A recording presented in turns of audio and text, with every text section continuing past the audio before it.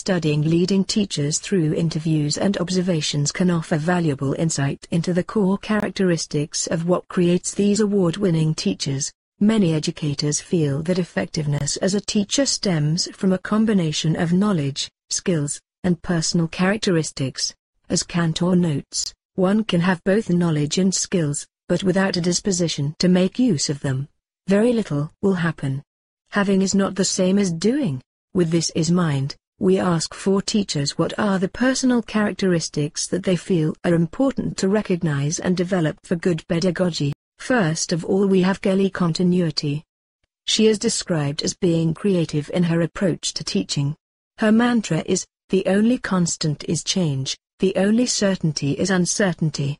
Hello M's Continuity. Let's start with creative teachers are often energetic, supportive and somewhat eccentric. Their classroom environments are often brightly colored, cleverly designed, comfortable, and welcoming. Within these classrooms, students are often cooperative, friendly, excited, and interested. Nice. But I would also say that I value being versatile, innovative and open to new ideas. It's very important to incorporate techniques and activities that enable my students to have unique and meaningful new growth experience. Well, I guess it takes creativity to teach in a physical environment that is less than ideal or when resources are limited. It would take creativity to teach children from diverse backgrounds who might not approach education in the same way, and it would take creativity to teach children with differing learning styles that think and learn in different ways. And most of all, it takes creativity to make learning fun. Creativity is a hallmark of an effective teacher. I value flexibility yet independence and judgment.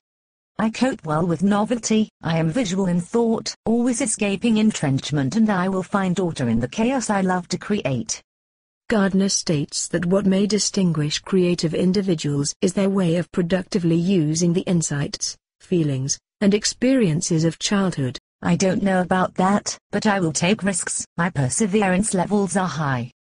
I have a strong drive and commitment to tasks that enables curiosity. Student behavior plays an important role in the classroom today.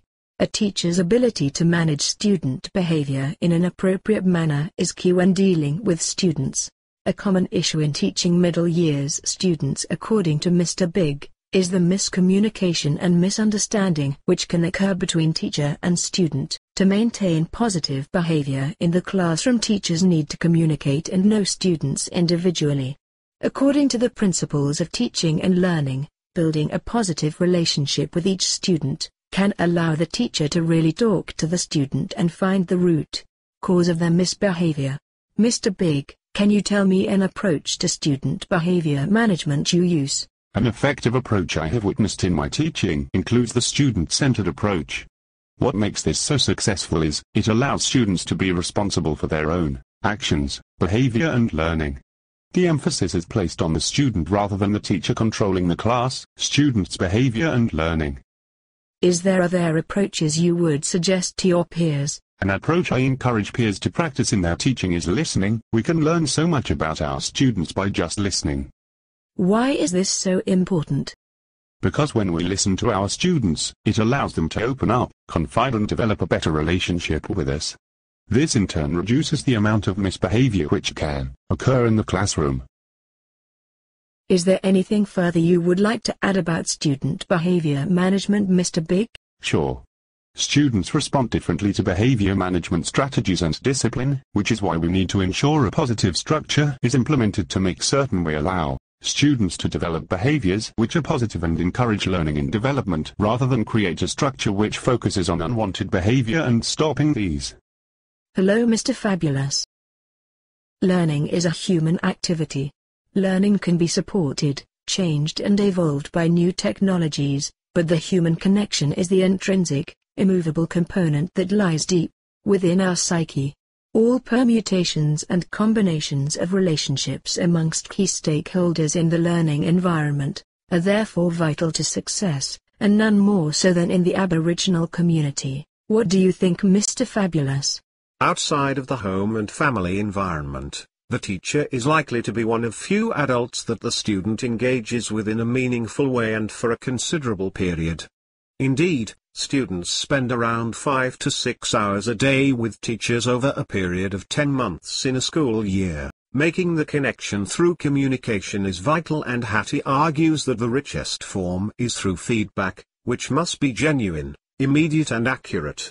Okay, that explained teacher-to-student relationships, but what about student-to-student? Aboriginal children learn by observing others model a task and then attempting to imitate it themselves. Harris, 1984. Moreover, Hughes et al., 2004, convince us that Aboriginal children work best in groups by learning from each other, by providing support and the confidence to take risks. Clearly, strong relationships between learners underpins these approaches. That's great, Mr. Fabo. Now what about parent-to-student? Harrison, 2011, explains that healing the deep scars borne by Aboriginal parents creates an almost overwhelming challenge for teachers striving to create a connection for the sake of the children. However, through patient and humble listening and seeking out the elders, one can form a bond over time. Interesting. How about the less spoken about relationship, teacher to teacher? The human activity of learning is also present in the relationship between educators. Whilst all teachers are required to complete mandatory study to qualify, all are human and all have different attitudes, attributes, skills and social endowments. There is no such thing as problems, only people. Thanks, Mr. Fabulous. You really are fabulous, not. Hello, Mr. Jughead, and welcome to this weird, deserted island to talk about inclusivity. I am therefore I belong. This quote is a perfect way to introduce one of the most desired characteristics of a good teacher. What does inclusivity mean? This word has different meanings to different people. It can refer to the existence of physical barriers to education like stairs for wheelchair-bound children, just as easily as it can refer to more covert factors like little Billy having a penchant for Barbie dolls. What does an inclusive teacher look like? An inclusive teacher is not driven by the content of what they teach but shift their focus to the context of learning. They realize that it is the classroom environment itself which can be disabling for learners.